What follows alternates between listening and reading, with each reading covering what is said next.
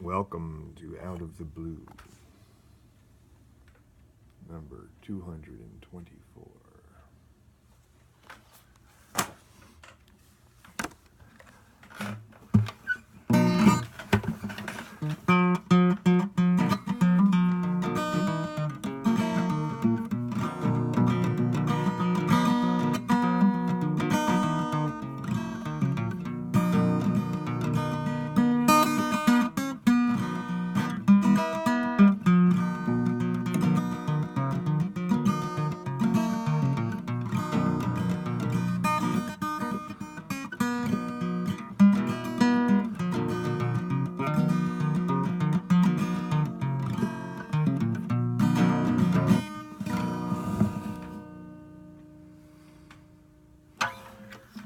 So, I was going to do a long-winded theoretical explanation about Neo-Swedenborgianism for this issue because some people want to understand it a little bit better, but I feel like I should just cut to the chase.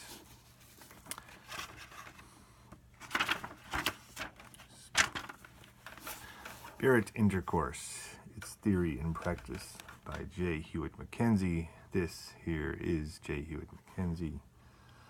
And what he's talking about is how to communicate with spirits, the spirits of the dead. And the theoretical background takes a while.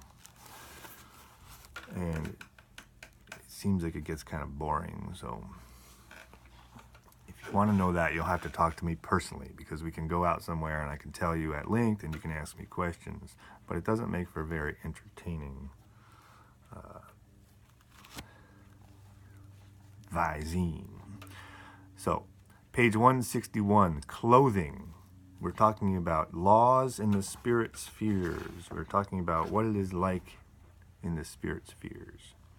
Clothing.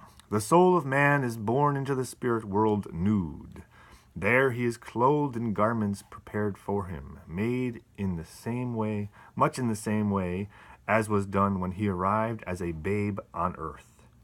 It is commonly supposed that man grows clothing upon his body when he enters spirit life, but this is a fallacy, and the preparation of spirit clothing is a most interesting study.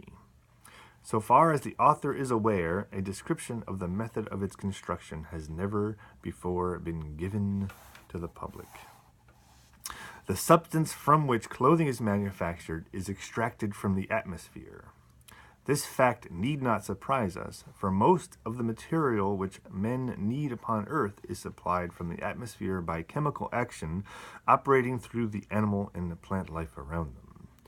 The process and supply is much more rapid and direct upon superphysical planes where men's intelligence is more highly cultivated. Skilled chemists and engineers have constructed machines which may be termed chemical generators, which, revolving at high velocity, draw from the air particles of matter of various qualities and substances, from which are manufactured articles similar to cloth, glass, bricks, stone, wood, metal, etc. These machines, viewed outwardly, look simple in appearance, but internally are most intricate, and remind one somewhat of a dynamo for generating electricity. Skip ahead a little bit. A man or woman entering spirit life is provided with a garment thought suitable for their use, and one likely to please them, but later they may discard this and select what they will.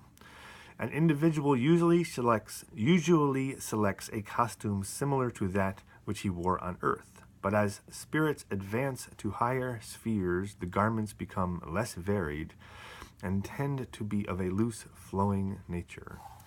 On the second and third spheres, one finds a great variety in dress, for there may be found soldiers, sailors, doctors, judges, and ministers who are still proud of the professions they followed, and prefer to continue to wear the dress to which they were accustomed while on earth. On the fourth and higher spheres, the garments are less varied in style, but more varied in coloring, and become almost a part of the wearer. These garments, fortunately, do not become soiled, but are rather purified in their nature and composition by the actions of the life force of the spirits who wear them. This permeates the whole garment, not only keeping it pure, but also supplying a vitality to it, which continually renews it so that it does not perish. That's clothing in the spirit spheres.